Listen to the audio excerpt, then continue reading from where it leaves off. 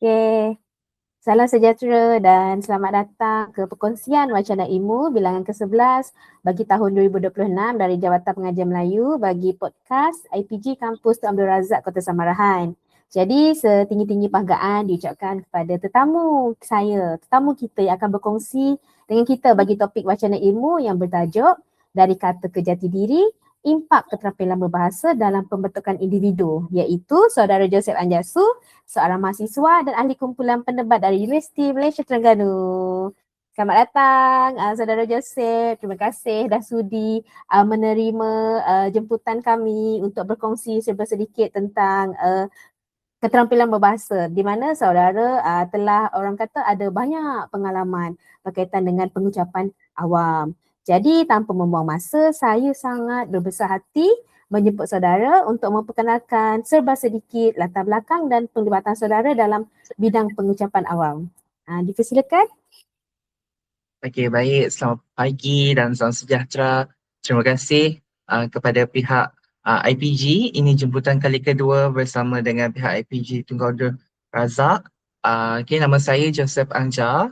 Jadi saya merupakan mahasiswa di Universiti Malaysia Terengganu dan memang berkecimpung secara aktif dalam bidang pengucapan awam, khususnya dari segi berdebat dan berpidato. Jadi memang dari minat mendalam dalam seni pengucapan awam ini telah terdetik dalam diri pada zaman bagi bangku sekolah lagi, akan tetapi lebih menyeluruh apabila bermula daripada tahun 2018 sehingga sekarang. Itulah sebab-sebab dari segi pengucapan awam. Hmm. Jadi saudara Joseph terlibat aktif dengan bidang pengucapan awam seperti pidato, apalagi debat semasa saudara masuk ke universiti, betul? Betul, daripada politeknik lagi telah Hmm. bergiat aktif. Pada mulanya bergiat aktif secara kecil-kecilan, Hmm. seperti jadi pengacara majlis, seperti Hmm. informal dan tak formal. Formal Hmm. dan tak formal, dan juga menjadi moderator, dan pernah Hmm. juga berkecimpung dalam dunia voice over, macam kita nak menjadi suara latar belakang kepada sesuatu video Hmm. ataupun majlis seperti majlis convocation. Itulah mulanya detik permulaan, dan terusnya mengembangkan lagi bakat di dalam dunia berdebat dan juga berpidato. Itulah yang Oh, terkini buat masa sekarang. okay. Jika kita sentuh tentang konteks keterampilan berbahasa, kita secara tidak langsung akan menyebut bahawa keterampilan berbahasa itu terdiri daripada kemahiran mendengar, bertutur, membaca dan menulis. Justeru, pada pendapat saudara, kemahiran manakah yang paling penting untuk mahasiswa? Lebih-lebih lagi kita kini berhadapan dengan mahasiswa Gen Z. Macam mana pendapat saudara? Okey. Pada masa sekarang, apabila saya meneliti semula apa yang berlaku, uh, dunia sekarang ni dunia teknologi. Ramai Hmm. generasi sekarang dah tak minat dengan pengucapan awam. So sekarang ni mereka beranggapan teknologi ni adalah segalanya bagi mereka pada masa sekarang. Apabila saya melihat perkara ini, saya agak sedih lah. Sebabnya kita sebagai generasi yang masih ingin meneruskan seni pengucapan awam ini terhenti disebabkan teknologi moden ni tadi. Dan sampai sekarang ada yang masih menggunakan. Oleh kerana itulah masa sekarang ramai yang mengatakan pengucapan awam ini adalah kuno.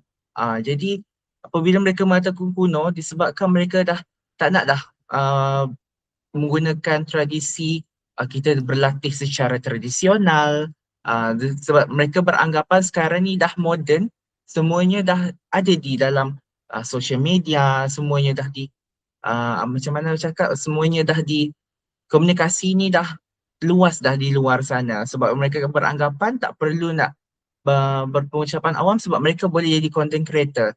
Namun apa yang mereka perlu sedar, mereka menjadi content creator itu adalah salah satu daripada seni pengucapan awam itu sendiri. Jadi Oh, betul. saya boleh katakan sekarang ini untuk kita kedepankan lagi generasi untuk menjadikan seorang yang Gen Z ni, untuk kalau boleh mereka perlulah menanam minat mereka khususnya pada mahasiswa. Kita tak tahu satu hari nanti kita nak bekerja, ataupun mahasiswa ni nak bekerja, mereka pun perlu ada soft skill. Kita katakan soft skill untuk mereka datang untuk pergi temu duga. Sebab sekarang ni tak ada kerja yang tanpa temu duga. Semua kerja ada Betul. temu duga. Jadi di sinilah apabila mahasiswa yang belajar di IPT, tidak kira di politeknik, di IPG, di universiti awam ataupun swasta, mereka sendiri perlu menjadi seorang yang bertanggungjawab, di mana mereka perlu ada soft skill dari segi pengucapan awam. Sedangkan di dalam kelas mereka diadaptasikan dengan pelbagai subjek dari segi pengucapan awam itu sendiri. Seni komunikasi di dalam kelas. Ada subjek-subjek elektif yang mereka perlu ambil dalam kelas. Itu adalah salah satu yang membantu mereka, di mana mereka nanti pun ada juga dalam sesi pembentangan di dalam kelas, di mana setiap kos ataupun subjek yang diambil dalam kelas ada melibatkan praktikal, dan juga kita ada juga pembentangan secara rasmi untuk mendapatkan markah keseluruhan. Kalau di universiti ada 60% daripada uh, sampingan dan 40% lagi untuk final exam. Jadi dalam 60% itu tadi memang membantu mereka untuk mendapatkan markah, khususnya yang melibatkan sesi pembentangan, yang melibatkan sesi uh, yang bercakap untuk halayak ramai. Itulah markah yang perlu mereka rebuti. Itulah serba-serbi yang saya boleh katakan. Okay. Berdasarkan maklumat-maklumat umum yang kita terima daripada pihak universiti dan politeknik, saudara juga telah memenangi beberapa anugerah khas yang berkaitan pertandingan-pertandingan pengucapan awam yang besar seperti Johan bagi pertandingan debat Piala Pusingan Profesor Emeritus Dr. Faizah di UMT, betul? Pada tahun 2023. Kemudian pemenang top 10 pertandingan debat Bahasa Melayu Piala Ketua Pengarah JPP KK 2022 dan penerima anugerah khas juri ikon siarawan polisi C tahun 2023. Ini hanya sebilangan pertandingan-pertandingan yang telah saudara menangi bagi tahun-tahun yang terdekat ini. Saya yakin masih ada banyak lagi pertandingan pengucapan awam yang serupa telah saudara sertai dan menangi juga. Melihat kepada pencapaian ini, saya sangat berbesar hati untuk menerima beberapa perkongsian ataupun sedikit input dari pihak saudara mengenai topik perkongsian ilmu kita hari ini, iaitu impak keterampilan berbahasa dalam pembentukan jati diri seseorang individu. Kerana keterampilan berbahasa bukan sahaja diajar di Institut Pengajian Tinggi seperti di IPG, di universiti juga ada kan, seperti yang saudara jelaskan sebentar tadi. Jadi saya sangat tertarik apabila saya mengetahui saudara Joseph ni aktif dalam bidang pengucapan awam berkaitan dengan keterampilan berbahasa. Jadi pada pandangan saudara, jika kita sebut tentang pidato dan syarahan, debat dan perbahasan, bagaimana kita hendak membezakan keempat-empat kategori pengucapan awam ini? Okey, baik. Saya suka dengan soalan ni. Sebab benda ni memang berkait rapat. Jadi dalam dunia pengucapan awam ni terdapat pelbagai kategori penyampaian yang sering Betul. diguna pakai sama ada dalam bidang pendidikan, kepimpinan maupun pertandingan khususnya dari segi akademik. Antara kategori yang paling popular ialah pidato, syarahan, debat dan perbahasan. Walaupun keempat-empat ni kita boleh katakan ianya melibatkan aktiviti bercakap di halayak ramai. Tapi mereka tak sedar pun satu-satunya benda ini membezakan dengan jelas dari segi tujuan. Kita boleh katakan gaya penyampaian, penggunaan bahasa serta interaksi dengan audiens itu sendiri. Macam kita sekarang ni berinteraksi dua hala walaupun secara maya. Oleh itu pemahaman terhadap perbezaan ini penting sebenarnya, khususnya kepada bakal pendidik di Institut Pendidikan Guru di IPG khususnya, dan di universiti ataupun politeknik pun sama juga, agar mereka mampu menggunakan menggunakan bentuk pengucapan yang sesuai mengikut situasi dan tujuan tertentu. Kita boleh katakan pidato ni, kalau dari segi pidato kita boleh katakan ianya satu bentuk pengucapan awam yang lebih menekankan unsur pengaruh emosi dan semangat kepada pendengar. Jadi sampai dalam pidato ni penyampaian biasanya menggunakan bahasa yang indah, berirama dan menyentuh perasaan audien itu sendiri. Jadi kita boleh katakan benda ni dari segi intonasi yang bersemangat dan boleh jadikan gaya itu lebih dramatik bagi menarik perhatian pendengar. Sebagai contohlah pidato ni tentang patriotisme. Kita boleh katakan ataupun kepimpinan belia itu sendiri boleh bertujuan meniup semangat dengan meyakinkan dalam diri masyarakat. Dalam konteks ni kita boleh katakan pidato bukan hanya terletak dengan fakta semata-mata. Jadi yang boleh katakan ianya menyentuh emosi kepada audiens itu sendiri. Kalau kita tekankan dia jadi sampai pada audiens, semangatnya saya nak dengar pidato ni sebab pidato ni perlu ada menyuntik semangat macam tu. Jadi kita berbeza pula dengan pidato, kita lebih kepada kesyarahan pula. Ianya lebih bersifat ilmiah dan dari segi akademik. Syarahan ni bertujuan menyampaikan ilmu pengetahuan yang memberikan penerangan serta meningkatkan kefahaman pendengar pada sesuatu topik.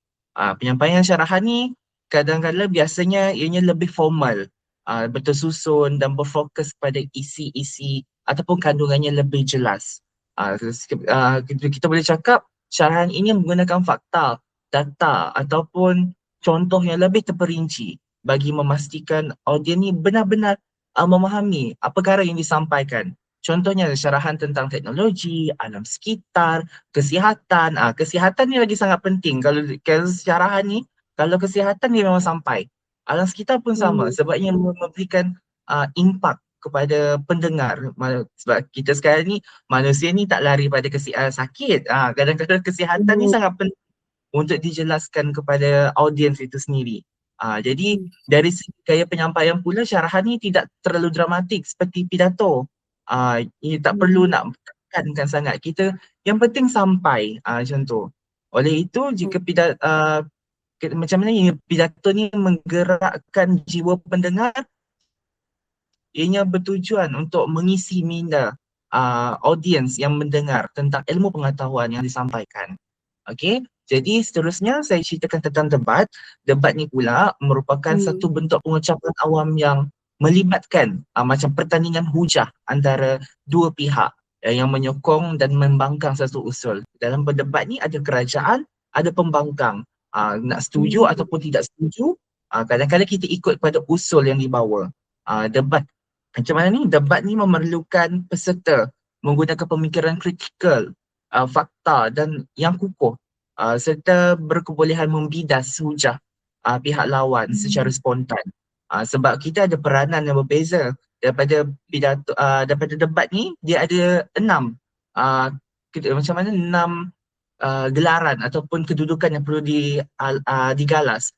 Di mana kerajaan kita ada Perdana Menteri, Timbalan Perdana Menteri dan Menteri Pertama ataupun Menteri Ketiga kita panggil. Dan dari segi pembangkang kita ada Ketua Pembangkang, Timbalan Ketua Pembangkang dan juga Menteri Pertahanan. Tiga-tiga ni perlu memainkan peranan yang sangat-sangat penting dari segi berdebat. Dan juga dalam berdebat bahasa Melayu khususnya kita ada 2 kategori iaitu Asian Parliament dan British Parliament. Kalau British Parliament ianya memerlukan 2 orang sahaja namun melibatkan 4 kumpulan untuk bertanding. Dia ada kerajaan pembuka, kerajaan penutup dan dia ada pembangkang penutup dan pembuka, pembangkang penutup. Jadi dia ada 4 institusi yang akan bertanding dalam satu persidangan itu kalau British Parliament. Kalau Asian Parliament dia melibatkan 2 kumpulan sahaja ataupun 2 persaingan macam tu, di mana ada 2 institusi sahajalah yang akan berentak dalam satu sidang untuk melayakkan untuk peringkat seterusnya. Macam tu. Jadi kalau dari segi debat ni juga kita boleh membantu mempunyai kemahiran komunikasi yang pantas dan strategik kerana mereka bukan sahaja untuk menyampaikan idea sendiri, kadang-kadang ianya perlu menyerang kelemahan hujah pihak lawan. Sebagai contoh dalam usul saya boleh katakan usul yang terdekat lah, media sosial lebih membawa kebaikan daripada keburukan. Pihak kerajaan ni dia perlu menyokong usulnya tadi. Kenapa media sosial ni lebih membawa kebaikan? Kalau pihak pembangkang dia perlu bangkanglah apa yang perlu kenapa kenapa media sosial ni sangat buruk untuk masa sekarang. Dia letaklah status quo dia apa pada masa sekarang. Kita boleh katakan status quo semasa sekarang, ramai kanak-kanak yang bawah 18 tahun menggunakan media sosial. Itu contoh kalau kita letak status quo semasa. Dan juga kita akan letakkanlah bagaimana ianya boleh membebankan kepada masyarakat sekarang. Sebab sekarang ni kita boleh sedia maklum, ramai kanak-kanak sekarang, ibu bapa dah menterjerumuskan anak-anak sekarang ni menggunakan gadget awal sangat. Even though yang sekarang ni dekat TikTok keluar, kat Facebook keluar, umur kanak-kanak yang bawah 12 tahun. Dah pandai bergelek lah, dah pandai berkonten lah, macam tu. Panjang pula berdebat, ulas pasal debat, sebab kita suka pasal debat, panjang sikit ulas ya. Boleh, ulas sahaja. Jadi jelaslah macam debat ni dia lebih menekankan kepada persaingan intelektual dan kekuatan hujah berbanding unsur emosi semata-mata. Debat ni dia seronok, kita boleh menggunakan variasi suara, kadang-kadang kita boleh sampaikan sedih, kadang-kadang kita boleh marah. Debat ni dia terbuka, tapi dia ada susu galur dia sendirilah. Macam Perdana Menteri, dia ada peranan dia sendiri, Timbalan ada peranan dia sendiri. Dan kalau jadi menteri ketiga, dia seronok. Pembangkang dan kerajaan, kalau menteri ketiga, seronok. Dia bidas je. Dia cakap pasal kesalahan, pasal kebaikan, itu saja. Dia tak macam menteri pertama dan menteri kedua. Dia perlu bagi konsep, dia perlu mendefinisikan, kena bawa isi, 1, 2 dan 3. Jadi banyak gerak kerja menteri pertama dan kedua. Kalau ketiga tu memang seronok. Memang bidas je kerja dia. Macam tu. Okay, jadi samping itu juga kita pergi ke perbahasan pula. Kalau dari segi perbahasan ni dia yang mempunyai persamaan dengan tempat, lebih kurang je. Namun bentuknya lebih fleksibel dan kurang kompetitif. Perbahasan ni biasanya melibatkan pertukaran idea dan pandangan terhadap sesuatu isu secara yang lebih terbuka dan mendalam.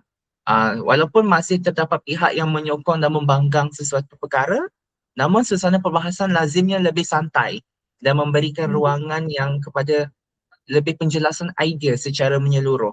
Sebabnya kalau contoh di universiti ataupun kita sekarang ni di belia sekarang, dia ada parlimen belia.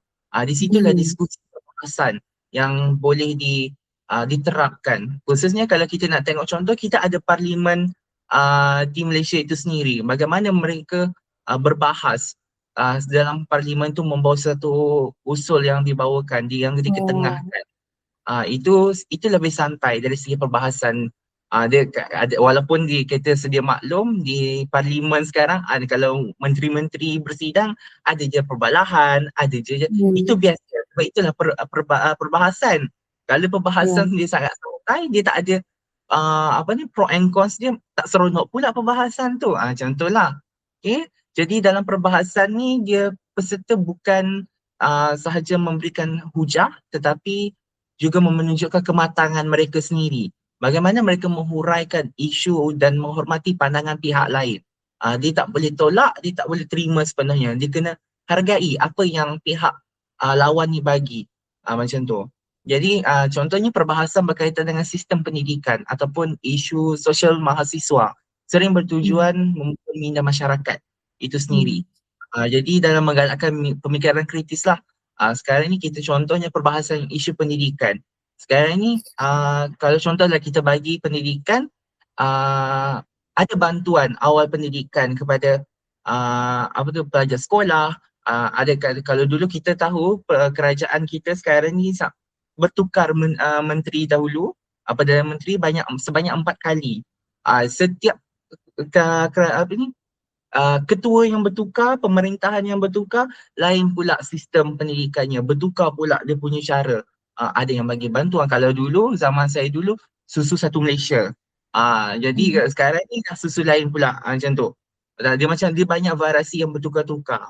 Macam tu lah kita boleh tengok dan bagaimana ianya dibahaskan. Dia tengok bagaimana sistem pentadbiran itu bertukarlah cara dia.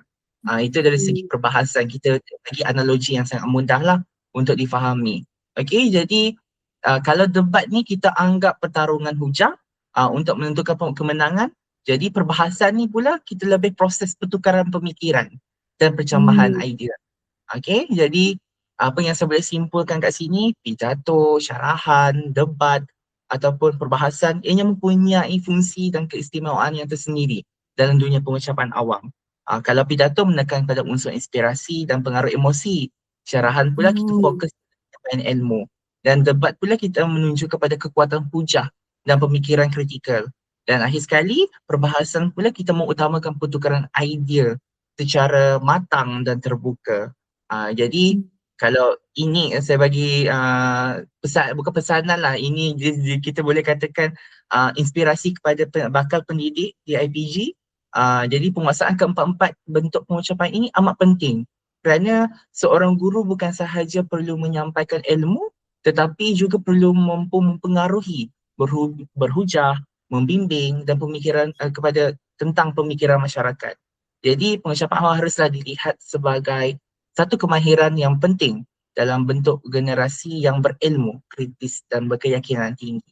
Okay, jadi itu untuk soalan yang pertama lah, yang kedua lah untuk hari ini. Hmm. Okay, kita kembali kepada yang perbezaan pidato, syarahan, debat dan perbahasan. Jadi dekat sini apa yang saya faham, pidato dengan syarahan ni selalunya yang akan turut serta adalah individu secara perseorangan. Jadi Ya, kalau betul. debat dan perbahasan ni dia selalunya dalam kumpulan. Macam tu. Kumpulan. Ya, Ah, tapi dalam kumpulan dia tetap bercakap seorang macam tu. satu orang. Ah, ya, betul. Okay. Oh, jadi yang membezakan keempat-empat ini adalah tone suara. Betul. Betul? Tone Ah, penyampaian. tone suara. Lepas tu kemudian yang membezakan mereka juga adalah ilmu yang hendak dikongsikan, sama ada kita nak bangkang atau bahas. Kalau debat dengan bahas tu sama ada kita nak bersetuju dengan usul ataupun menolak usul. Macam tu Betul. kan? Kalau yang Ya, pidato dengan syarahan kita menyampaikan sesuatu fakta yang kita dah memang dah kita dah target nak sampaikan, macam tu. Betul Encik Joseph? betul. Betul. Okey. Sebab kadang-kadang ni bila kita memberi pelajar kita tugasan, mereka kadang-kadang keliru. Pidato itu macam mana? Syarahan itu macam mana? Lazimnya kebanyakan pelajar kita ni dia akan memilih syarahan. Sebab dia kata syarahan ni macam bagi kuliah. Adakah betul pendapat itu Cik Joseph? Ah, bagi saya ia betul sebabnya Hmm. syarahan ni kita tak perlu tekan macam satu Hmm. perkataan tak perlu ditekankan sebab syarahan ni dia perlu santai penyampaian. Ah. Dia beri lebih kepada syarahan ni, kalau saya boleh simpulkan ianya dari segi nasihat, satu bentuk nasihat kepada Hmm. pendengar untuk kita sampai benda tu. Macam itulah sebenarnya. Kalau sekiranya kan kita memberi tugasan untuk pelajar itu mengulas sesuatu kritikan, tapi mereka memilih syarahan, adakah ton suara itu perlu berbeza ataupun menggunakan ton suara yang santai macam seorang guru mengajar kepada muridnya, bagaimana tu? Okey, kalau dari segi mengulas dengan satu kritikan ini, kita boleh mengaplikasikan mana-mana. Atas Hmm. kalau saya diberikan kebebasan, saya boleh mengambil mana-mana mengikut situasi. Contohnya kalau kritikan itu saya rasa ianya agak negatif, saya boleh Hmm. katakan saya akan bertindak dari seorang pidato. Saya akan tekan kebalik. Kenapa dia dikatakan negatif? Macam itu. Dan saya akan upkan balik untuk naikkan balik supaya benda tu tidak dipandang negatif. Saya akan memainkan perasaan ataupun pemikiran audiens supaya benda ianya lebih kepada positif. Kalau kritikan itu secara positif, saya lebih menggalakkan ianya kepada syarahan. Kerana apa? Positif itulah kita kena ambil dan kita kena titik beratkan supaya positif itu tidak jadi negatif. Jadi kita misal kata, oh, contoh seorang pelajar itu sangat baik. Kita Hmm. bagi tahulah dalam bentuk betul, dia sangat baik. Dia sangat rajin, dia bertanggungjawab, tugasan dia sentiasa dihantar, macam tu. Hmm. Kita akan mengulas dari segi syarahan yang kalau boleh kita ikut contoh dia untuk kita jadi lebih baik macam dia. Macam tu. Hmm. Kalau dari segi negatif kritikan, oh dia pemalas, dia free rider, dia tak pernah buat kerja. Kita kena Hmm. bertindak selaku orang yang sangat tegas. Di mana kita Hmm. ambil konsep pidato. Tak boleh, tak ada. Dia tak adanya malas, dia tak ada free rider, dia tak adanya tak buat kerja. Dia Hmm. buat kerja tapi kita tak nampak macam tu. Dia ada buat kerja tapi dia tak menunjuk. kita seolah macam tu lah kita tegaskan balik. Kerana apa? Sebab benda ni kita kena tengok situasi tu sama ada ianya positif ataupun negatif. Kalau kita rasa benda tu positif, kita kena jadi seorang yang bersyarahan. Kita kena jadi orang baik. Kita kena menasihati orang itu supaya lebih ke arah positif. Kalau ianya lebih pada negatif, kita kena jadi seorang yang berpidato. Kita kena tegakkan benda tu bukan negatif. Contoh dia macam itulah Oh, kisah tone yang suara lah yang berbeza maksudnya.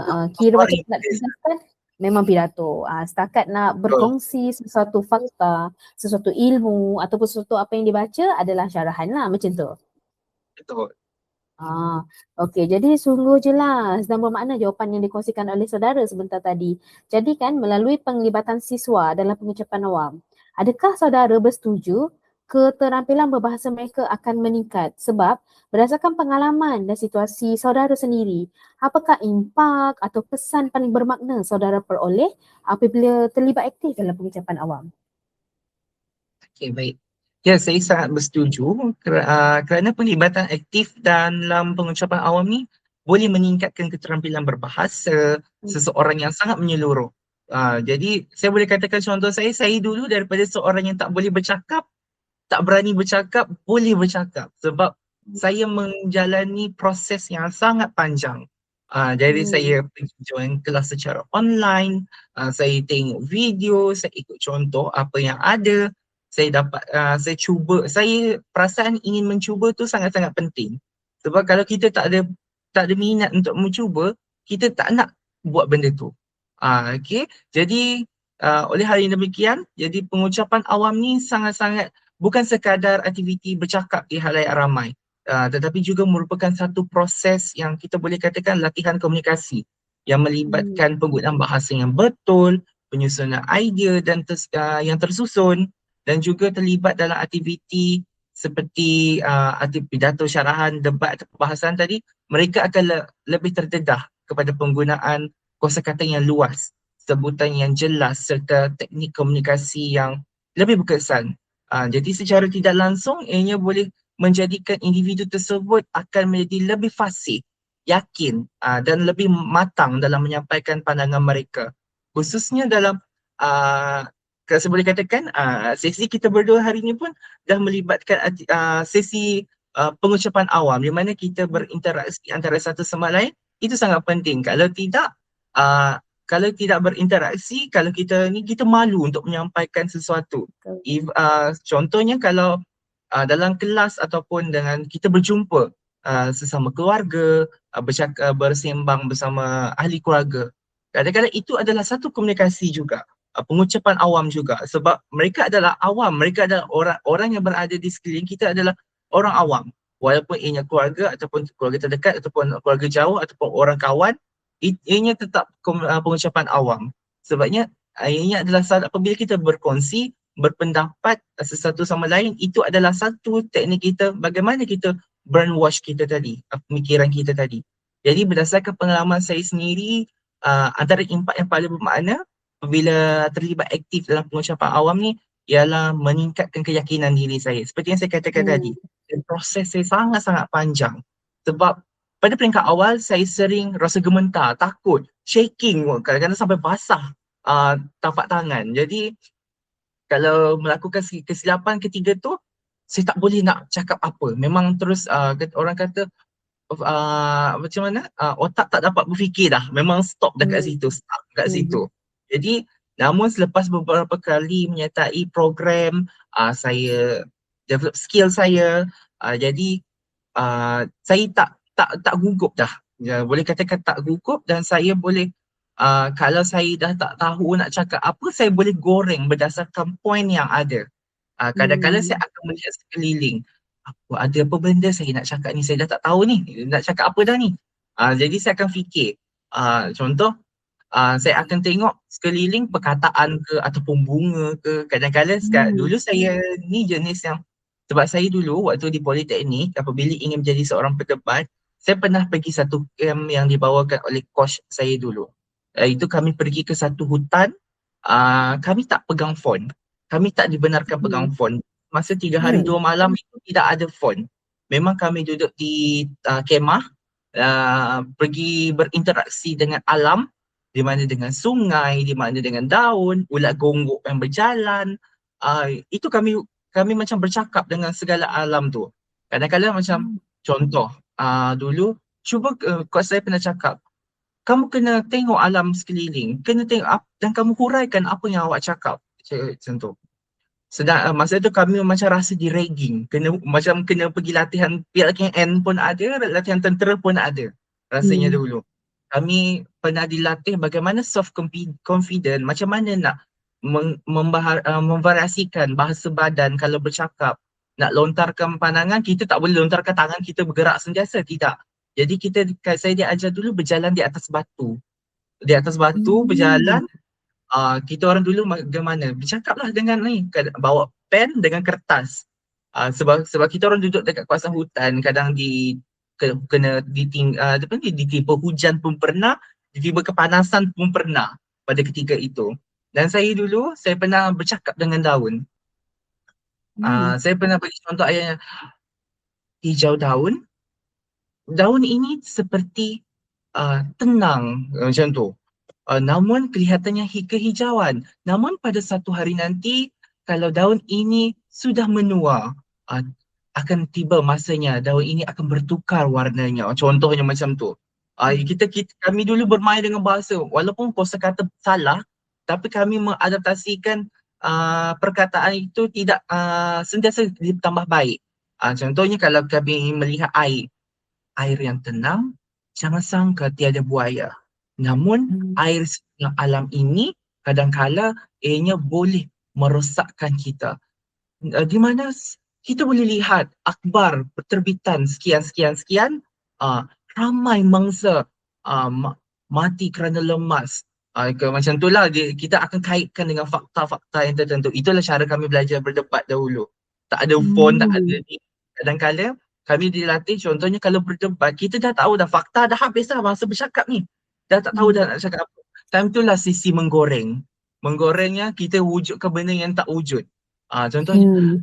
um, akhbar terbitan utusan Borneo pada tarikh sekian sekian sekian. Tiba-tiba ada. Kemalangan jalan raya telah berlaku di jalan Serian Kuching yang melibatkan kenderaan Pro 2 Asia dan Pro 2 Myvi. Tiba-tiba ada. Jadi kita kadang-kadang benda tu jadi random. Jadi Ah. itulah saya boleh katakan proses tu sangat-sangat mencabar dahulu sampaikan kita boleh berfikir benda yang tak ada jadi ada. Ketika Hmm. bertanding lah, kalau bercakap Ya. tentang yang ni tak bolehlah kita nak menggoreng. Kita kena Hmm. bercakapkan tentang yang fakta yang jelas. Okay, jadi pengucapan awam juga ni membantu meningkatkan kemahiran yang sangat sangat kita yang boleh berfikiran kritis dan spontan. Memang spontan, kita cakap spontan lah. Boleh Hmm. katakan tak ada skrip, tak ada kadang-kala kami pernah pergi berdebat, kami kehilangan file. Tak Hmm. ada. Masa diberikan 30 minit, cari file, tak jumpa. Memang bawa dirilah masuk ke dalam dewan pertandingan, dewan persidangan, tak bawa apa-apa, bawa kertas kosong. Cakap. Masa tu kami jadi pembangkang. Pembangkang, kami tak ada skrip. Apa fakta? Apa nak dibidas? Apa nak diserang? Nak dilawan? Memang dah kosong, file tu tiba-tiba hilang. Sampai sekarang tak jumpa. Saya pun tak tahu sampai dekat mana file tu. Jadi apabila ketika itu kami redha dan kami Hmm. adaptasikan masa tu saya di politeknik lah, kami mengadaptasikan pemikiran, kita dengar apa yang lawan cakap, kita catat, itulah kita akan bidas, itulah kita akan ambil fakta mereka, kita autarkan fakta tu. Sebab dalam debat ni kita boleh Hmm. autarkan sesuatu perkara. Jadi sebab dia itulah keseronokan debat yang melibatkan tak ada tema, yang tak ada tema, kosong temanya, kita jadi Hmm. seronok. Kalau debat yang melibatkan debat alam sekitar, debat integriti, debat perpaduan, benda tu kena ada fakta yang jelas. Kalau contoh macam debat terbuka ni seronok sebab kita tak ada membincangkan tentang yang spesifik seperti alam Hmm. sekitar, perpaduan, tak ada. Hmm. Kalau terbuka ni kita akan membincangkan tentang segala aspek ekonomi, politik, sosial, pendidikan, benda-benda macam tu dan kita boleh autarkan benda tu. Itu yang Hmm. keseronokan dalam berdebat. Jadi itulah saya kata situasi ini melatih saya ni jadi berfikir dengan cepat. Jadi Hmm. menganalisis sesuatu isu tu dari pelbagai sudut serta memilih penggunaan bahasa dengan tepat agar mesej yang saya sampaikan tu ianya lebih jelas. Jadi kemahiran Hmm. ini sangat bukan sahaja berguna dalam pertandingan, malah sangat penting dalam kehidupan seharian. Terutamanya ketika berkomunikasi secara kumpulan, kita berbincang, kita berdiskusi untuk menyelesaikan masalah dan membuat keputusan. Jadi saya juga mendapati bahawa penglibatan dalam pengucapan awam ni saya boleh menjadikan saya lebih peka dengan terhadap penggunaan bahasa yang sopan dan profesional. Sebab kalau sebelum ni kita nak jumpa orang, kita tak pernah pun nak cakap kita akan ucap je selamat pagi, salam sejahtera. Kita tak ada pun menggunakan kalau sekarang selamat pagi cik, selamat pagi puan, selamat pagi encik, macam tu. Hmm. Ini sekarang. Jadi dulu kita tak kenal orang tu, kita bagi selamat pagi je. Tapi kita tak tahu status dia apa. Kita kalau saya rasa kalau tak ada, walaupun selamat pagi tu simple, kadang-kadang kita tak bawa cik tu dia macam orang tu, oh dia bagi selamat pagi dekat siapa? Macam tu, dia macam tak ada siapa yang tak tujukan. Dulu memang tak tahulah kalau contoh yang macam tu. Jadi saya boleh katakan apabila melalui latihan ni dan pengalaman pengucapan awam ni saya mula memahami kepentingan intonasi. Jadi gaya bahasa, bagaimana etika komunikasi ketika berhadapan dengan audiens yang berbeza. Contohnya kadang-kadang bukan tu saja walaupun kita dah dilatih dari segi penampilan pula. Penampilan ni sangat-sangat penting. Kita kadang-kadang kita akan kena pilih penggunaan pakaian apa yang sesuai. Macam tu. Kalau sesi perkongsian ini lebih formal, pakaian dia macam mana? Kalau Oh. perkongsian ini lebih santai, pakaian dia macam mana? Macam tu. Walau kami dilatih kalau nak pergi berdebat macam ni pakaian dia. Kalau kita nak datang sesi santai begini etika pemakaian dia. Dia ada saling berkaitan benda tu.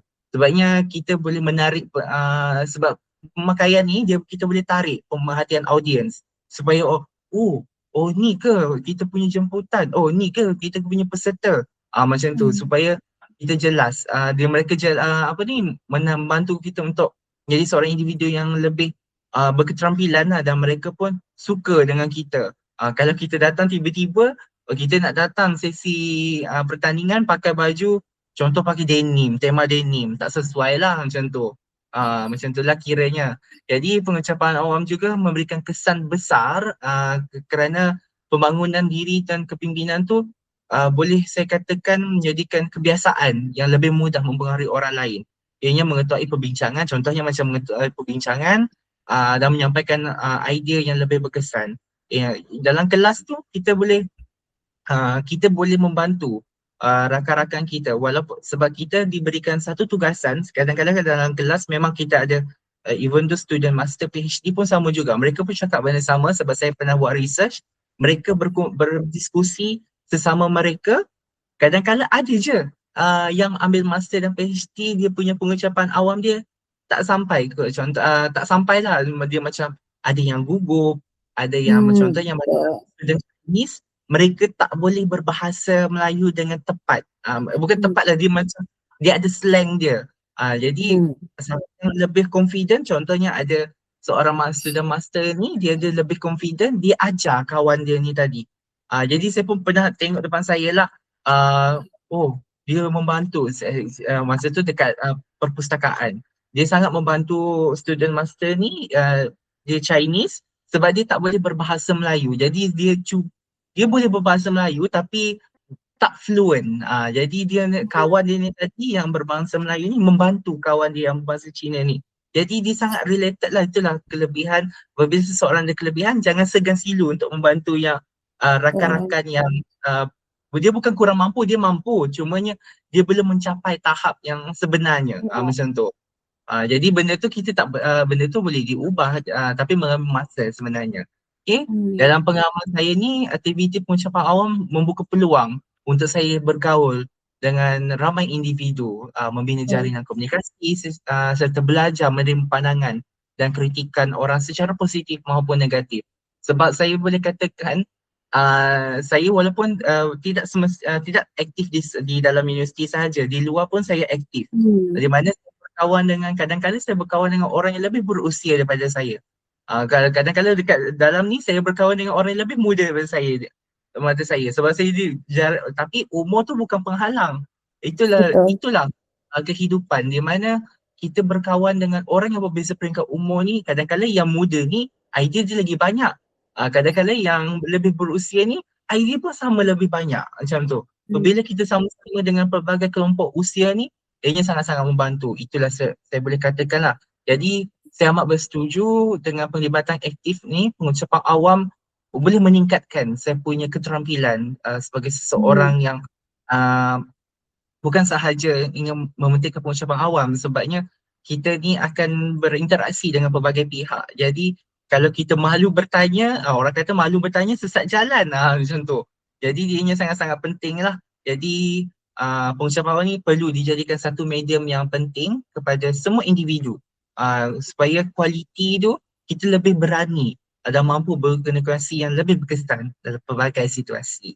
Itu saja untuk masa ni. Hmm. Okay, kalau kita lihat kan, tadi Saudara Joseph dah kongsikan bagaimana impak beliau mengikuti perdebatan, memberi dia satu kesan yang sangat positif di mana dia boleh bercakap di halayak umum. Tapi kalau kita lihat sekarang kan, mahasiswa, siswi Gen Z masa kini, kebanyakan mereka ni dia ada rasa rendah diri untuk bercakap atau bertutur.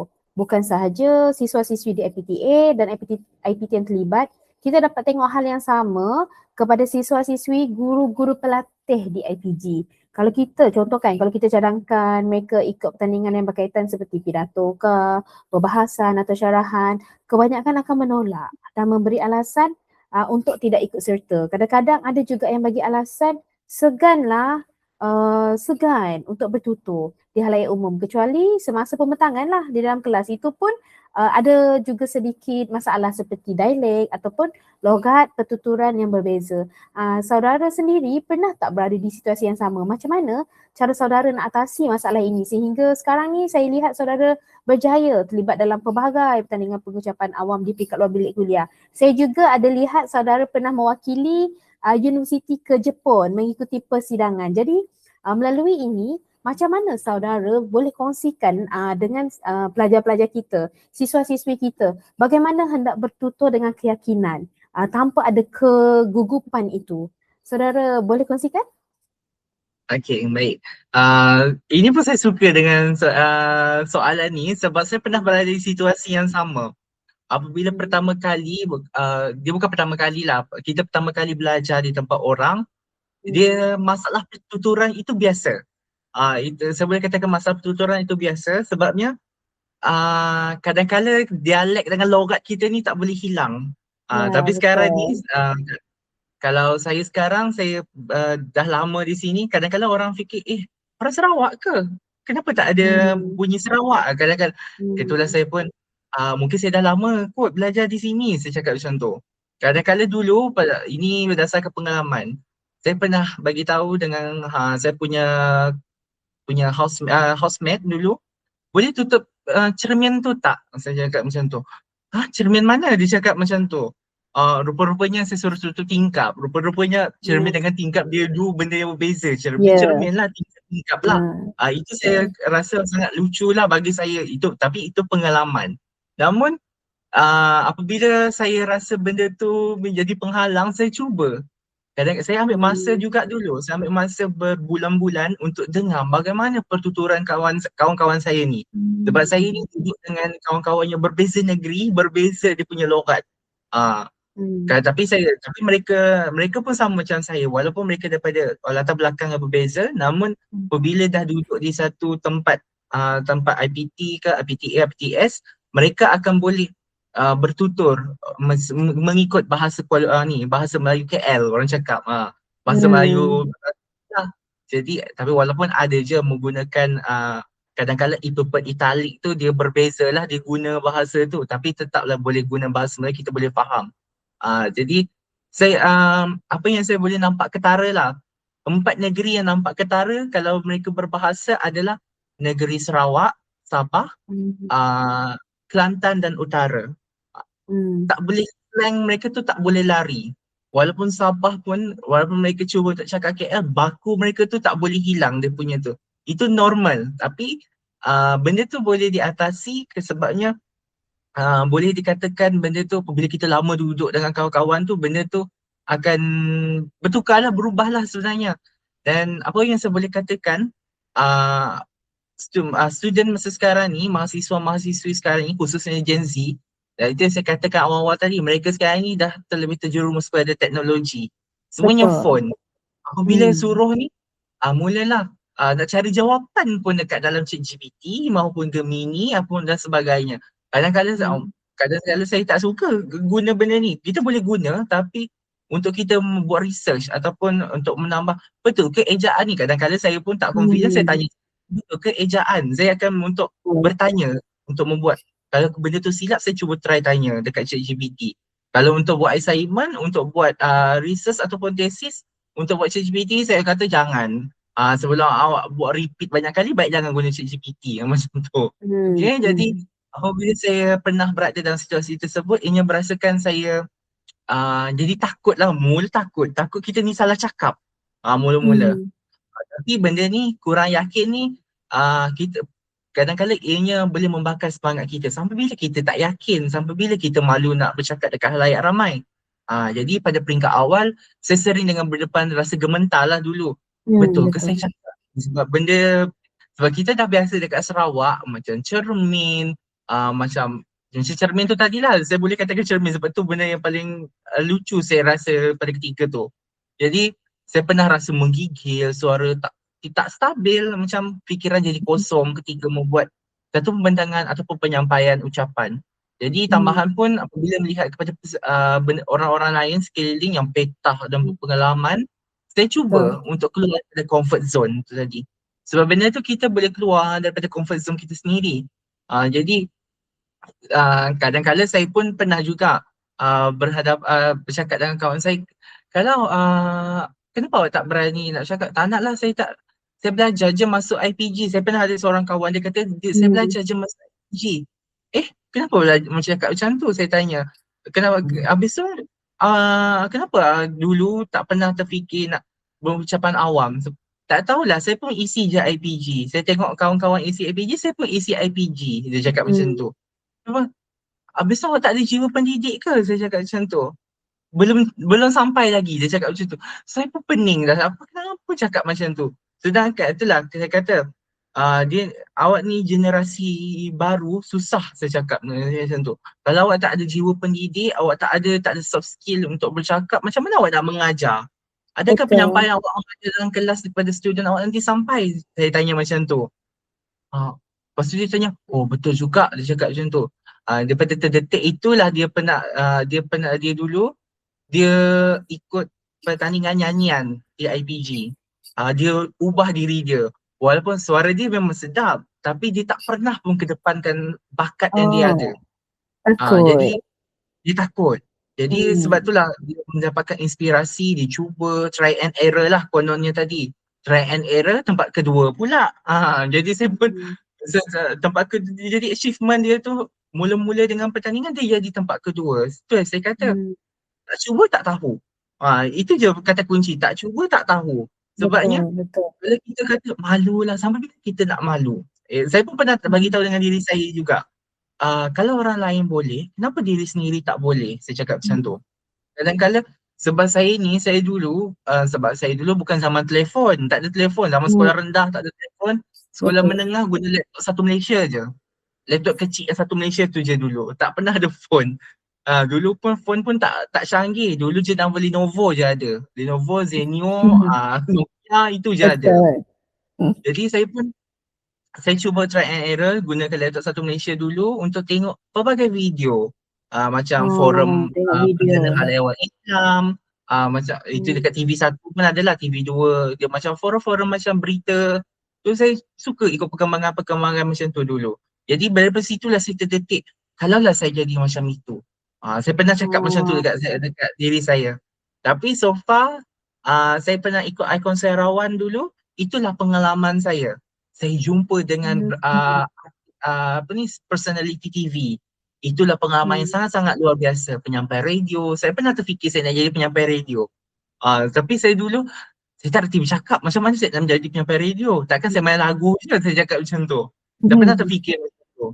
Jadi apabila satu terdetiknya saya nak ubah diri saya supaya saya berkecimpung dalam dunia pengucapan awam ni, itulah terdetiknya. Saya boleh memahami apa tu pengucapan awam. Bukan tentang menjadi seorang yang sempurna, tapi tentang keberanian untuk saya cuba Hmm. benda tu. Sebab saya berfikir saya nak kita ni banyak benda kita boleh buat baik. Saya fikir macam tu. Buat baik, kita Hmm. bantu kawan, kita bantu orang sekeliling, kita bantu keluarga, itu adalah benda yang baik. Even kita memberi bantuan secara komunikasi tu, semangat dan motivasi itu pun antara benda baik yang kita boleh kongsikan kepada semua. Dari situlah saya cuba melatih diri sedikit demi sedikit dengan melibatkan diri dengan pelbagai aktiviti. Jadi saya hilanglah ke gugup tu tadi. Dulu memang gugup, tak boleh nak deny gugup tu. Lama Ya. kelamaan tak. Jadi saya berlatih secara konsisten. Jadi benda tu lah saya berlatih depan cermin, merakam suara sendiri dan menuntut semula cara penyampaian. Saya suka record. Lately latihan ke belakang ni, 4 tahun ke belakang ni saya suka main record-record. Dulu tak ada Ya. phone, susah nak record-record. Dulu record guna telefon Nokia, guna dengar suara sendiri. Ya, Malu lah juga betul. sebab telefon Nokia tu dia punya Ah. sistem tak lawa macam yang touchscreen sekarang. Jadi saya Hmm. cuba juga dengan suara berlatih. Jadi benda tu membantulah berlatih depan cermin, rekod suara sendiri, Ah. rekod diri sendiri. Benda tu sangat-sangat membantu. Jadi saya turut belajar menjadi rasa gemuruh tu kurang dah, tak ada. Dan saya anggap benda tu kelemahan saya tu, saya tutup kelemahan saya tu. Saya lebih suka. Sekarang ni kalau bagi mikrofon, saya lagi suka. Sebab saya suka berinteraksi. Dulu tak reti nak Betul. berinteraksi. Apabila kita Hmm. sekarang bagi je mikrofon, orang kata makan mikrofon. Apabila makan mikrofon, semua kita tanya. Lebih-lebih jadi MC. Sebab kalau jadi MC tak formal, kita akan suka Hmm. tanya audience. Selamat datang, bagaimana pendapat? Bagaimana hari ini perasaan datang ke majlis ni? Jadi kita jadi suka berinteraksi dengan audience. Jadi unsur Hmm. kecintaan tu datang dengan sendiri. Macam Ya. dia ada unsur lawak jadi MC tu, dia datang dengan sendiri. Dia tak boleh dirancang benda tu. Kita kena Hmm. tengok audiens kita macam mana dan kita interaksi dengan audiens dan unsur-unsur lawak tu supaya majlis tu tak bosan, tak sendu, dia boleh automatik datang. Macam tu. Hmm. Jadi saya menyadarilah bahawa hampir semua orang termasuk pengucap yang hebat tetap akan ada rasa gementar sebelum bercakap di hadapan ramai. Itu biasa. Mula-mula memang ada rasa, nervousnya nak jumpa orang. Macam tu. Even nak jumpa 2-3 orang pun nak memula present tu pun rasa gugup. Namun bezanya apabila kita dah boleh mengawal rasa takut tu tadi, rasa gementar tu tadi, benda tu jadi normal dah. Kita dah boleh mindset dah mental kita. Lepas ni nanti saya nak buat macam ni. Lepas ni saya nak buat macam ni. Kalau boleh jangan Hmm. nervous. Kalau nanti kita boleh lah buat sesi Q&A macam tu. Kita cuba untuk Ah. kalau bantu yang dari segi pembentangan lah. Kita boleh tanya Q&A lepas tu. Ada soalan tak tentang pembentangan saya hari ni? Kalau ada yang Hmm. tak faham ke? Kita boleh automatik kita akan tanya. Hmm. Kadang-kadang student ni saya perasan kalau dia buat pembentangan, okay, sekian terima kasih. Dah habis. Tak ada kesimpulan, tak ada sesi Q&A. Dia untuk menyelamatkan diri Hmm. dia dah terlalu nervous. Sekian terima Hmm. kasih. Dah habis dah kat situ. Sampai tak ada, kadang-kadang kita macam kita dah terlampau ni, kita nak tahu juga uh, apa mesej yang kita nak sampaikan macam tu. Hmm. Dan Betul. kita tanyalah audio ni jelas ke tak jelas macam tu. Tapi so far so good lah benda ni. Sebelum pertandingan ataupun persembahan ataupun pembentangan yang saya buat, saya cuba untuk tenangkan diri saya minum air sedikit. Tips saya akan Hmm. naik ataupun naik pentas ke buat pembentangan, saya akan minum air mineral sikit Hmm. untuk masakkan bibir. Itu saya punya tips lah. Dan saya akan tarik Hmm. nafas, saya akan bubbling. Bubbling tu membantu. Saya akan buat bubbling, akan buat bunyi tu, itu membantu. Sebab kadang-kadang takut tersasul, takut tersalah cakap. Itu biasa Hmm. sebenarnya. Tapi kita boleh Betul. kadang-kadang tersasul tu pun boleh jadi bahan lawak kepada audiens yang mendengar. Supaya diorang interaction, diorang, oh dia tersasul lah tadi, maksudnya dia fokus dengan kita. Ya, Macam tu. betul. Jadi itulah penglibatan dalam pertandingan ke, walaupun bukan pertandingan ke, di luar bilik kuliah, di dalam bilik kuliah, juga membantu saya berkembang sebagai seorang individu yang gemar kepada pengucapan awam sekarang. Apabila Hmm. pertandingan di ITE ataupun peringkat kebangsaan, saya dapat melihat pelbagai gaya pengucapan. Sebab setiap orang ni dia ada strong dia sendiri, kekuatan dia sendiri. Hmm. Setiap orang berbeza-beza dia punya cara penyampaian. Jadi saya suka tengok. Kadang-kala kadang-kala kita boleh tengok seseorang tu dia menyampaikan dengan gaya badan dia. Dia akan menggunakan emosi dulu. Itu kita seronok kita dengar Hmm. pelbagai individu ni bercerita, menyampaikan dia punya tu. Walaupun ada kalanya saya tak menang, kadang-kala menang. Itu adalah rezeki, saya anggap rezeki. Jadi pengalaman tersebut tak memberi nilai yang sangat luar biasa. Dan Hmm. besarlah saya sebabnya apabila kita pergi bertanding ke kita pergi ke satu perkongsian kan, kita nak bonding dengan orang, kita nak jumpa Hmm. orang, kita nak buat connection. Sebabnya nanti at the end of the day, kalau contoh saya pergi bertanding berdebat, kadang-kadang ada menang, kadang-kadang ada kalah. Itu biasa. Kalau tu saya akan buat bonding, pertukaran kontak, Hmm. bagi kad lah dengan masing-masing untuk tukar kontak. Lepas tu suruh Hmm. follow IG club, follow IG sendiri supaya nanti kita boleh buat latihan secara online. Buat mock lah, kita cakap Mock, mock okay. latihan. Ya. Itu Hmm. kami buat lah, itu tradisi. Jumpa bertanding, yes bertanding. Sebab itulah kita akan oh tu kawan debat saya dulu. Waktu pertandingan ni macam Hmm. tu. Dan kita orang Hmm. akan, bonding kita orang tak akan terhenti situ. Kadang-kadang kita akan, bila free jomlah kita mock. Okay jom, macam tu. Nak topik apa? Gitu. Antara komunikasi yang sangat-sangat berkesan lah saya boleh katakan. Sebabnya ini sangat-sangat membantu dan berbagai kaedah lah. Dan apa yang saya boleh katakan, banyaklah tips yang saya dah kongsikan tadi. Dari segi Hmm. air, berlatihan cermin dengan record Hmm. video apa semua, record suara. Ya, Ah, betul. yang sangat penting adalah kita kena berdoa kepada Tuhan kita. Itulah Ya. segala kekuatan dan sumber nurani kita ni supaya kita lepaskan segalanya. Itulah Ya. segala tipsnya. Dan Hmm. macam saya dulu kalau saya pergi bertanding ke, nak pergi apa ke, saya tak pernah lupa keluarga. Saya akan call Oh. sehari sebelum perjalanan ataupun saya nak masuk dalam persidangan, saya nak bertanding ni macam tu. Okay, nanti Hmm. family akan bagi, okay good luck, all the best. Gagap mana-mana kalau dia cakap Iban. Oh. Oh, Kita dia betul. macam jadi semangat lagi. Benda tu Hmm. adalah sumber kekuatan macam tu. Hmm. Dan tak lupa juga dengan coach kita lah, dengan coach kita, dengan penasihat kita, dengan orang sekeliling yang bawa kita lah. Kita akan minta Hmm. restu mereka. Dan apabila mereka Hmm. willing tu, kita memang akan tenang dalam satu penyampaian. Itulah kalau dia pergi Hmm. bertanding lah bagi saya.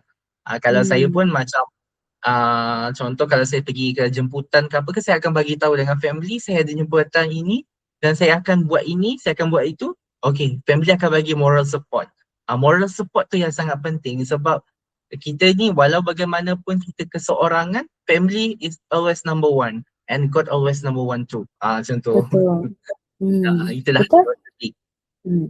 Jadi kata kunci dia dekat sini sebelum seseorang individu itu nak orang kata nak berani bercakap, pertama sekali yang perlu mereka lakukan adalah mereka kena yakin pada diri.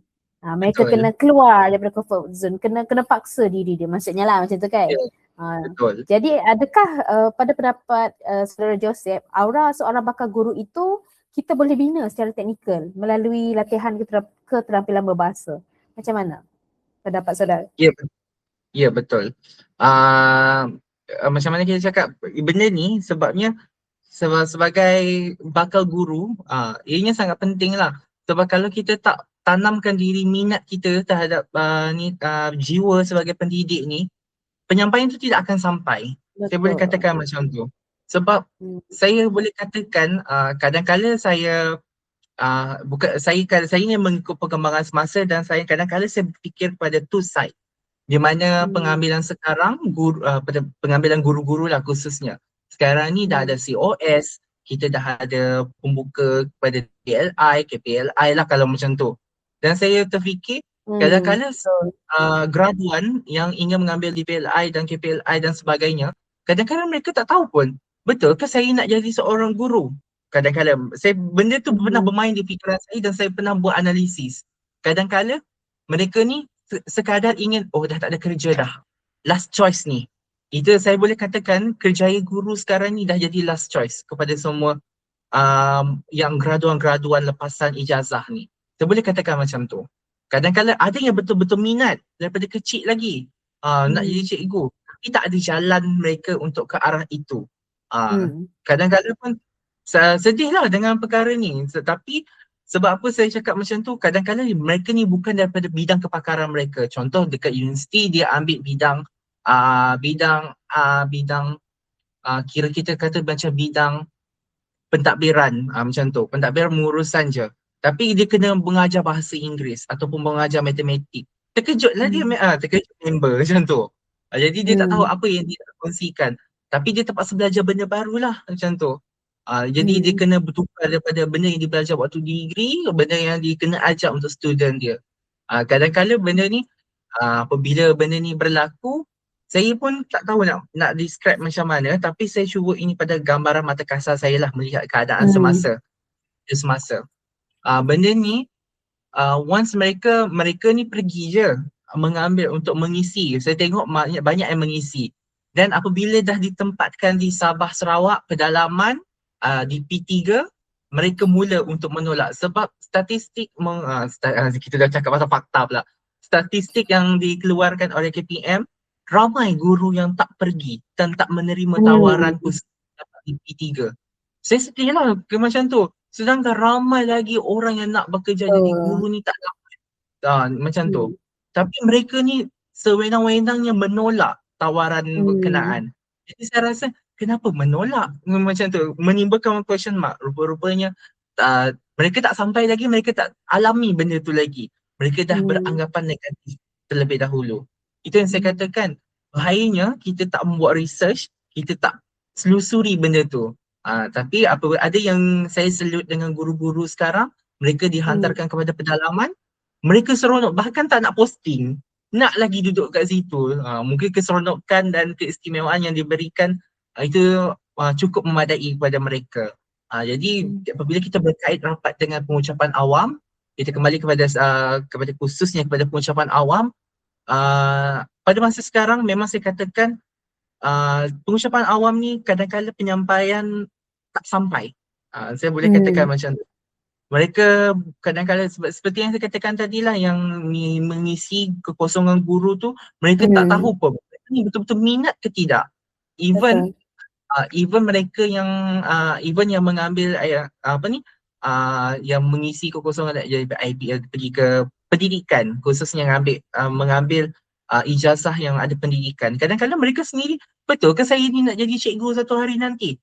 Mereka pun kadang-kadang terfikir macam itu. Even even macam saya sendirilah, saya pun lari bidang. Daripada Hmm. seni tari tiba-tiba minat seni tari, Hmm. tapi ada minat sampingan untuk pengucapan awam, tapi belajar tentang semua hidupan marin, akuatik, maritime apa Ya. semua. Lagi benda tu lari bidang, benda yang kita tak minat, tiba-tiba kita belajar benda lain. Tapi Hmm. bersyukurlah, tapi kita buang rasa tidak minat itu, kita cuba selusuri. Sebab kita ada benda yang kita nak, ada macam saya ada benda saya nak ekosistem, khususnya kalau saya balik ke Sarawak nanti, apa yang saya nak buat Hmm. saya dah tahu.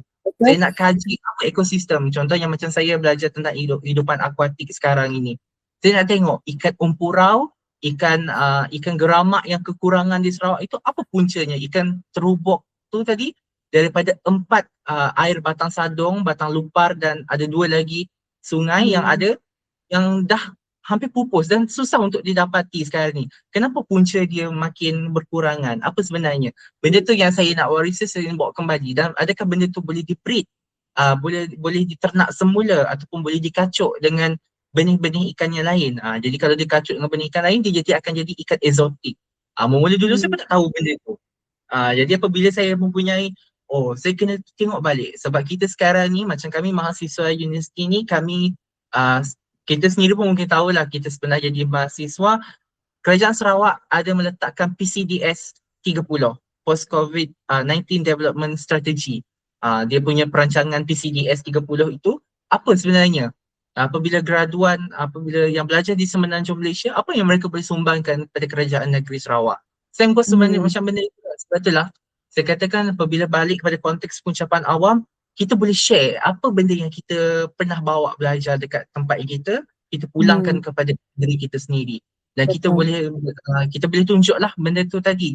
Dan same goes tu tadi kepada guru-guru yang tidak minat ni tadi, saya kadang-kadang saya ingin merasakan mereka cuba buat research dulu sebelum mereka, sebab saya rasa sekarang ni ramai yang dapat straight A, dapat 5A dan ke atas ni, mereka akan Hmm. mengambil jalan pintas, akan mengisi air pengambilan guru. Itu yang Betul. saya tengok sekarang ni, dia punya Hmm. trend semasa. Hmm. Kadang-kadang ramai yang minta, sedangkan ramai je yang straight A ataupun 5A ke atas boleh bagi ke peluang lain, tapi mereka ni kadang-kadang dengan kata-kata ibu bapa, jadi cikgu jap mang, jadi cikgu jap jang. Macam itu. Saya pernah, sebab benda ni di depan mata saya benda ni berlaku. Kadang-kadang mereka tak tahu apa sebenarnya mereka nak. Jadi mereka just sekadar mengambil dan mencuba. Apabila datang kat tempat belajar, mereka mulalah jadi person yang duduk senyap dalam kelas. Sedangkan ni tadi kita ni kita ni mengajar mereka untuk menjadi seorang pendidik satu hari nanti. Tapi Hmm. mereka mengambil inisiatif untuk duduk dalam kelas senyap. Tidak ingin berkecimpung dengan aktiviti-aktiviti yang dianjurkan oleh IPT atau institusi itu sendiri. Macam tu. Betul. Jadi Hmm. benda ni kadang-kadang kadang-kadang saya ingin teringin nak buat satu motivasi, satu camp ni nak menghimpunkan mahasiswa yang kenapa memilih uh, tak memilih jalan pintas dan tak suka apa yang mereka ingin minat. Saya nak cuba membuat kaji selidik macam tu. Sebab saya ni Betul. suka buat research macam tu. Saya ingin Hmm. tahu apa sebenarnya mereka nak. Kadang-kadang kalau saya boleh tanya, saya pernah tanya kawan-kawan saya macam yang sama belajar ni, kenapa ambil aquaculture ni? Saya pernah tanya. Tak tahu, saya pun tak tahu kenapa. Mungkin saya nak mancing. Mungkin saya nak saya nak tahu ikan. Saya nak makan ikan. Tapi kadang-kadang jawapan yang tidak logik dan tidak berilmu dan tak berakal bagi saya. Jadi Hmm. kalau boleh kita nak benda tu, kita kena menjadi seorang yang memainkan. Kenapa kita nak ambil bidang itu? Macam tu. Adakah kita betul-betul minat? Adakah kita sekadar ingin mencuba? Adakah benda itu sekadar sekadar itu sahaja. Takat itu, sebab nanti at the end of the day uh, kita ni akan bekerja. Betul ke kita ingin bekerja kat bidang itu? Macam itulah yang saya boleh katakan untuk masa sekarang. Ya. Okay. Selama sejam saudara kita telah berdiskusi, berkongsi ilmu bagi podcast kita pada pagi ini. Saya sangat menghargai masa yang diluangkan oleh saudara Joseph bagi perkongsian kita untuk topik dari kata ke jati diri, impak keterampilan berbahasa dalam pembentukan individu. Jadi hari ini kita dah belajar bahawa setiap butir bicara yang keluar dari bibir kita bukan sekadar kata tetapi merupakan refleksi kepada jati diri dan integriti kita sebagai individu. Justeru pesanan kepada rakan-rakan siswa, terutamanya guru-guru pelatih saya, bahawa keterampilan berbahasa ini bukan lagi sekadar pilihan, betul? Tetapi merupakan satu keperluan. Jadi semoga ilmu yang kita peroleh, perkongsian yang kita kongsi dengan Encik Joseph pada hari ini tidak berhenti di sini sahaja, tetapi boleh diaplikasikan dalam setiap interaksi kita selepas ini. Jadi saya sebagai Cik Ivina, moderator anda daripada Jabatan Pengajian Melayu, untuk hari ini memohon maaf atas segala kekurangan jika ada tersalah kata, tersalah faham. Jadi dari kata ke jati diri, kita cerminan pendidik berprestasi, sehingga kita berjumpa lagi. Sekian, terima kasih Encik Joseph. Terima kasih. Okey. Terima kasih, kejap.